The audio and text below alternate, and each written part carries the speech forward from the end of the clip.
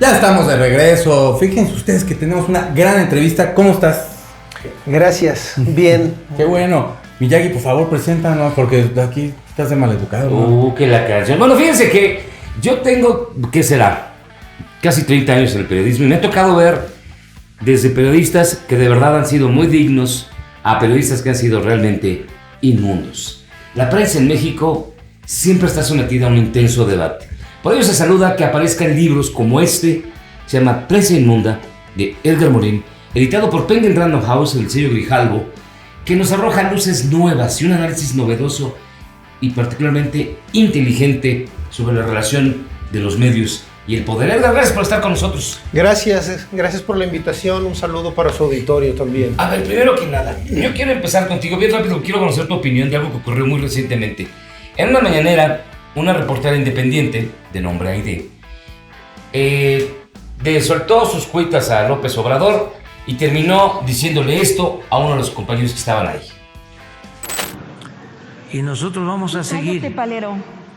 Vamos a seguir No, disculpa, pero tú tienes tu momento y yo no me meto contigo. Usted es un palero. No, pero mire, tranquilo. Pues sí, pues, es ¿para así, qué? ¿ve?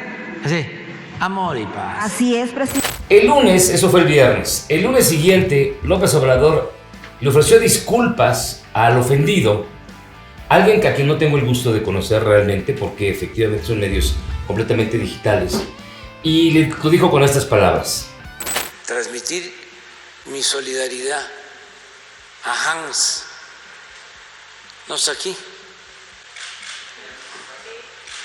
y a otros periodistas que son tratados como paleros por los conservadores.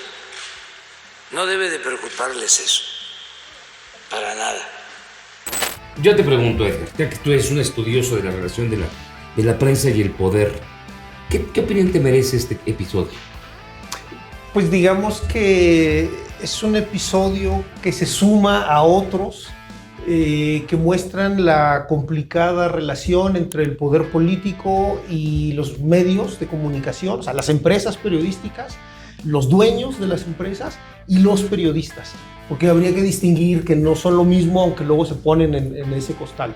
Entonces es como un episodio que va marcando esta relación que ha sido tensa, tirante, y donde se mezcla la información y la propaganda como todo el tiempo. Lo que es, digamos, novedoso, habría que reconocer, es esta habilidad para enganchar tanto a sus seguidores como a los opositores, y unos, en vez de apagar la tele y hacer otra cosa, siguen como en esta lógica.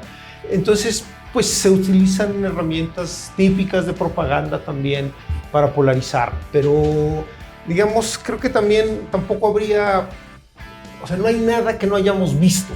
Los mexicanos estamos ya bastante acostumbrados a muchas cosas que a otros les parecen surrealistas, pero si hacemos memoria, pues vemos este tipo de situaciones en otros sexenios, porque hay una relación bastante compleja, como tú sabes, entre los periodistas y el poder. Es decir, el periodista que no es sumiso es un periodista que a ningún poderoso le va a gustar. Entonces cambian los estilos, algunos son más corrientes, otros más bravucones, otros más mesurados, pero finalmente desde una lógica de poder, un periodista crítico pues es incómodo, ¿no? Siendo este ejercicio diario de lo que es la mañanera, ¿qué tanto se complica esta cuestión en la que siempre va a haber como encono de un reportero que a lo mejor no está de acuerdo cómo está llevando las cosas a otro que sí esté de acuerdo, digamos, o que lo esté apoyando? O sea, diario estamos viendo esta cuestión que... Es que, digamos que como toda conferencia de prensa, lo que muestra es que el periodismo, mejor dicho, está hecho en plural. Es decir, que no hay una sola forma de ser periodista, que hay muchas formas de ser periodista y que hay una serie de condiciones que dificultan su trabajo. Desde condiciones, digamos, internas de falta de códigos deontológicos, malos salarios, pero también persecución de distintos actores o grupos de interés, desde políticos a líderes sindicales, empresarios. Es decir, cualquier persona que tenga una posición de poder es objeto de escrutinio público, o sea, te guste o no te guste. Ese es el trabajo que hacen los periodistas. Los buenos periodistas hacen bien ese trabajo, pero lo que sucede pues es que al poder político en general no le gusta, ¿no? Quizá, insisto, en la novedad es que ahora la confrontación es como muy abierta, y en otros momentos no era abierta, pero la tentación de controlar, de manipular, de generar una opinión, pues es antigua también. Sobre todo que los presidentes como que no hacían como tan a la vista como la molestia, o no se ponían como al nivel de estar contestando, y aquí sí vemos eso constantemente. Sí, digamos que sería como parte de la estrategia. Claro. Y habría que preguntarse si va a llevar a algún lado o no va a llevar a nada. Creo que a lo mejor esa sería una pregunta interesante. Si hay mucha polarización, ¿y como para qué? Porque digamos que como gobernante, podría acelerar las contradicciones y la crisis que tienen muchos medios, porque es un problema mundial. Si agudizas esas contradicciones, llevas a la quiebra a un montón. No lo ha hecho. Pero de hecho yo te quería preguntar, en el libro En Prensa Inunda vemos que la prensa mexicana está en una especie de quiebre. Así es. La prensa escrita está a punto, así casi ya te tienen un pie afuera, o sea, está casi cerca de desaparecer la prensa escrita. Muchos columnistas famosos, de medios muy famosos, escriben gratis, que no hay dinero. Por los medios se venden cada vez menos. Los medios impresos los medios electrónicos ya cayeron en el callejón sin salida de los anunciantes, que ya no extienden a los anunciantes, ya están en lugares como y la televisión abierta perdió credibilidad. Entonces estamos viendo un quiebre Así es. de medios de comunicación y de prensa brutal. Así. En Prensa Inunda, ¿cómo lo ves? ¿Qué fenómeno estamos viviendo? Digamos que todo esto que estás diciendo efectivamente es cierto, y para este punto de quiebre, digamos, global, creo que el Internet es el gran actor que apenas está entrando y que, pues, de hecho, está junto con la revolución de la infotecnología, se está cambiando todo. O sea, cuando decimos todo es desde la manera de consumir información, Claro. el hecho de no pagar por la información, que es parte de la bronca, porque si tú tienes una sociedad que no quiere pagar por contenidos, los contenidos cuestan hacerlo. Claro. Entonces ahí tienes un problema. Si tienes una sociedad que tampoco le interesa la información de interés público, o sea, que no le vale la información de interés público, tienes otra bronca para hacer buen periodismo. Entonces tienes desde esos problemas, pero el Internet, digamos, con la infotecnología, creo que le hace una enorme competencia al periodismo o a los periodistas, pero a veces es como una competencia desleal. Uh-huh. Porque se supone que los periodistas, o sea, pues tienen una serie de herramientas pues que les permite verificar la información, confirmarla, y eso toma tiempo. El Internet rompe con eso y entonces ahora todo es instantáneo. Pero eso es un problema, pues, porque yo no puedo verificar y hacer todos los procesos, pues, de una buena información, porque entonces ya me la ganaron. Entonces eso también ha posibilitado, pues, que ahora todo el tiempo estén circulando noticias falsas. Y porque mucha gente que hace Internet, pues, está muy bien que quieran hacerse ricos, pero nosotros también queremos hacernos ricos. Sí, patrocínenos. No, páguenle. Ajá. pero lo que hay que entender, digamos, es que el periodismo, o sea, tiene un sentido social. Claro, sí. O sea, es una mercancía, sí, la información, pero tiene un uso social muy importante. Entonces, eso es lo que de pronto, pues, algunos competidores de periodistas, pues, olvidan eso, porque igual no lo estudiaron o por otras circunstancias. Yo creo que ese también es un punto de quiebre muy fuerte para el periodismo. Y terminando de responder la otra cuestión de agudizar la crisis, está la otra parte que tampoco se ha hecho. Es decir, asumir que independientemente que no les agraden los periodistas o ciertos periodistas, que el trabajo de periodista es de interés público, que sirve para garantizar las libertades civiles, que es muy importante, sobre todo con el espionaje en estos tiempos, y que en consecuencia el Estado, pues, debe subsidiar también el periodismo. Esto pasa en otros países, ¿sí?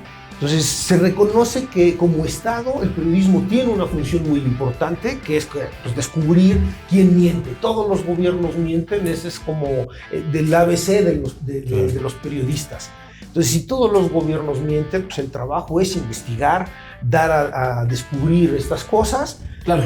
Pero pues el Estado también puede subsidiar. Entonces, no se ha hecho ninguna de las dos. y por eso queda como en el limbo qué es lo que va a pasar, igual y nada. Pero en el y caso, todos enganchados, ¿no? Ese Claro. es el asunto. y en el caso de que, ok, entonces el Estado decide subsidiar a las personas que están generando noticias, ¿qué tanto podríamos tener la confiabilidad? Siendo que nos ha tocado siempre que en el momento que llega a ser así, pues por supuesto es como para darle como el apapacho un poquito a la persona de la que se tiene que hablar. O sea, ¿hasta qué punto sí podríamos confiar en eso? Sí, digamos que si tú transparentas la publicidad, por ejemplo, si tú estableces códigos deontológicos, si tú creas, digamos, una comisión, puedes hacer avances al respecto. Pero el asunto es que históricamente esto se ha hecho de modo discrecional. Entonces Claro. le llaman ahora popularmente chayote, Claro. pero ni siquiera se le llama así. O sea, en los hechos le llaman el sobre, la El embute. atención. Sí, Ya llegó Juan con la leña. va cambiando el término, pero lo que no cambia, que creo que es parte del problema y que ahí lo intentamos explicar, o sea, lo que no cambia es la concepción autoritaria Ok. sobre el periodismo, porque otros países subsidian a sus periodistas. Claro, establecen reglas Claro, claras, sí, sí. al margen de que el periodista odie al gobernante, que el gobernante odie al periodista, eso es como al margen, porque hay un trabajo muy De importante investigación, yo creo. y social. Es decir, pues develan las mentiras del poder. Ok. Y eso es Sí, importante. El libro abre con un responsable de prensa, que yo creo que de ahí sacaste el nombre, que dice que la prensa en México es inmunda. Él No. es, No, ahora sí que pinto mi raya. de No, ese yo te quería preguntar, ¿tú sí crees que la prensa en México puede llegar a esos niveles o podemos encontrar de todo? No, evidentemente hay de todo. Es decir, cuando hablo de inmunda o de dónde viene lo de inmunda, básicamente me refiero a un sistema. Es decir, a un sistema que se dio, o a unas reglas no escritas entre un sistema político y concesionarios y editores de medios. Porque esa es la relación importante. Porque los periodistas históricamente han estado en una posición subordinada. Siempre hemos sido empleados. O sea, Ese es el punto clave. Eres empleado de una empresa que tiene sus propios negocios, sus propios intereses políticos, sus contubernios. Exacto, Ya, ya. exacto. Y es cuando los que te tiran línea. Los que dicen, ahí es que no le pegues. Entonces, mientras esas empresas no separen los procesos editoriales y la política editorial de los negocios y de otros negocios, entonces los periodistas siguen sometidos en lo interno. A esos ponle todos los que agregan periodistas, Ok. con impunidad. Claro. Pero hay en el- cócteles. El caso que ponías, por ejemplo, ya Sí. ahorita hay reporteros independientes, tienen su propio medio, están tratando de generar noticias. ¿Qué tan fácil es entonces que se corrompan estos mismos porque no les llega a lo mejor dinero? O sea, es difícil que puedas tú vender una nota, siendo que aparte vas a encontrarte todas las fuentes que quieras y diferente forma escrita y a lo mejor con algunas cositas de más de información. Sí. ¿Es fácil que se corrompan? Es que digamos que sí es fácil y además ahí hay otro problema añadido. Es decir, cuando llega la revolución de la infotecnología con el Internet, desbarata el modelo de negocio de la prensa. Esa es parte de la tragedia. Porque, o sea, lo que los periodistas hacían en el formato noticias, ya sea electrónico, impreso, o sea, lo desbarata el Internet. Entonces los periodistas, y hacen bien en no querer a todas estas personas, empiezan a regalar sus contenidos. Porque quieren atraer el tráfico, lectores. Pero al hacer eso, o sea, es como una contradicción. Lo hacen y entonces los contenidos se abaratan más. Ok. Entonces, ¿cuál es el problema? Tienes una publicidad que es finita y tienes una enorme oferta de medios de comunicación. Entonces, ¿qué es lo primero que sacrificas? El contenido. Entonces, esa es una bronca, digamos, estructural. Claro. Porque entonces ya no es noticia, es infoentretenimiento. Ya no lo hace un especialista, que sería pues, un periodista. Pues lo hace quién sabe quién. Puede ser un bot, puede ser alguien que se dedica a hacer propaganda y a manipular, Por supuesto. un chiflado que cree en la teoría del complot. Claro. Entonces eso hace que sea, digamos, muy difícil y que ponga, digamos, al periodismo en una encrucijada, en ese punto de quiebre, Claro. porque necesitan hacer otras cosas. Claro. Y eso te lo da de pronto Wikileaks. O sea, que esa es como la contradicción, porque de pronto el hackeo le permite a un montón de periodistas en el mundo descubrir cosas que de otra manera Ya no vi. no podrían. Yo te quiero agradecer muchísimo, querido Edgar, por haber estado con nosotros. Edgar Molina, autor de Prensa Inmunda. Y te preguntaría, derecho así, ¿por qué recomendarías tú leer tu libro? Bueno, gracias primero por la invitación. ¿Por qué lo recomendaría? Está pensado y escrito para que las personas aprendan a descubrir cómo los poderosos nos manipulan y cómo entonces aprender a no dejarnos manipular. Ese es como el sentido.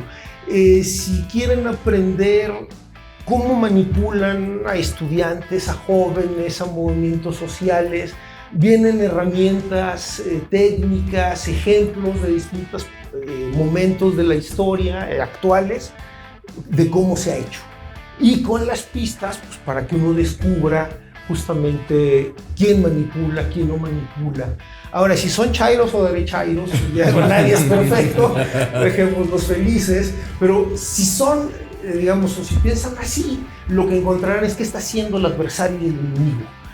Y también aporta, me parece, algunas cosas para echar al basurero de la historia a ciertos personajes como Goebbels, que lo mencionan como un genio, sí, claro, cuando era un charlatán. Entonces, creo que por ahí son como las pistas que aporta, ¿no? Es decir, a defendernos de los poderosos. Prensa Inmunda de Edgar Morin, muchísimas gracias, Edgar. Editado por Penguin Random House en el sello Grijalbo. Una lectura indispensable para estos momentos. Y no le haga caso, esto es infoentretenimiento. No, no es cierto. Aquí somos periodistas de verdad. Así que vamos a hacer una pausa y regresamos. Tenemos más. Aquí está el sobre. Gracias.